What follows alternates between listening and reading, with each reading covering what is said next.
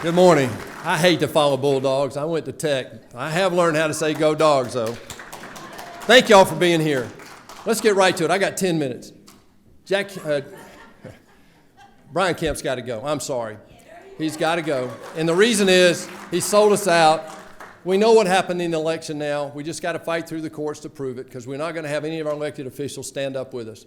He sold us out when he wouldn't fight the consent decree. He sold us out when he wouldn't give us a special session. I asked several times for that, as a matter of fact. I joined 3 lawsuits in November of 2020 to try to get to the bottom of this. And I know he's a friend of yours, but I even asked for the resignation of Brad Raffensperger, the Secretary of State. So that's part of the reason I have Donald Trump's endorsement. He knows I've been fighting alongside of him all the way through. When there were only 2 people in the United States Senate supporting Donald Trump, I was one of them, running all over the country to get him elected. He knows that. He knows I worked with him to get that agenda that created the best economic turnaround in U.S. history, y'all. Created energy independence. Pulled 6.5 million people out of poverty. This history will talk about that. I was there with him. I was there with him in 2020, and since 20, I've been fighting alongside him to find out what happened to make damn sure it doesn't ever happen again in Georgia.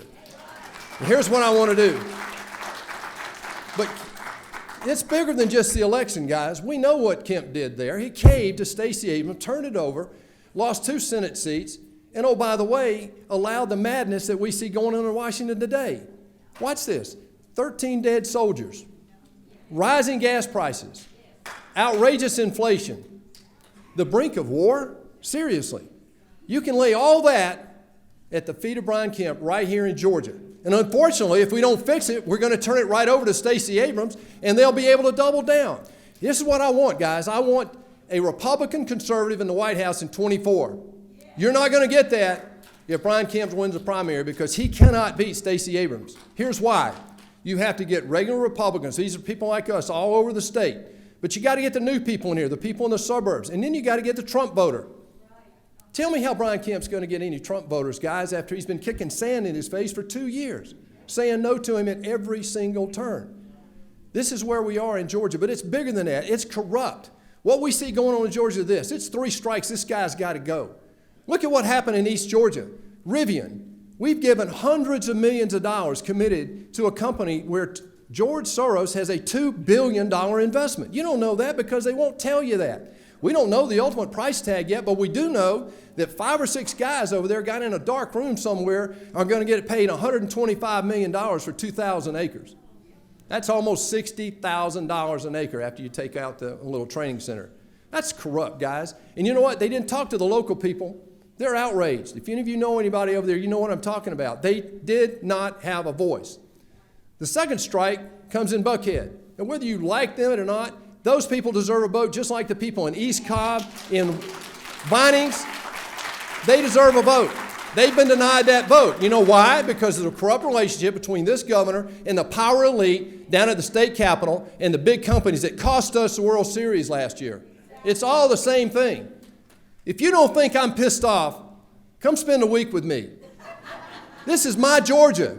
And we're about to hand it to Stacey Abrams because of our own stupidity. Guys, it's not their problem, it's our problem. We're about to let Stacey Abrams run against Brian Kemp, and there's no way in hell he can beat Stacey Abrams. This is what I want to do. Put me in that governor's shop. I promise you we'll clean up this election nonsense. We will have an election law enforcement agency that does nothing but enforce voting law, something we don't do in this state.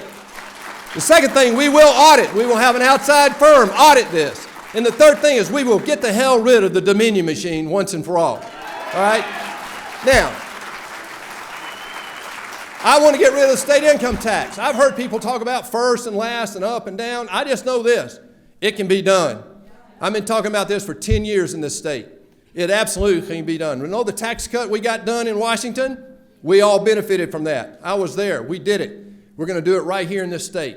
God bless you guys for being here. We've got to take over the schools for our kids again, but we've got to get this. We got to get past this election and make sure Stacey Abrams is never governor of this state. God bless you guys for being here. Thank you so much. God bless you. Thank you.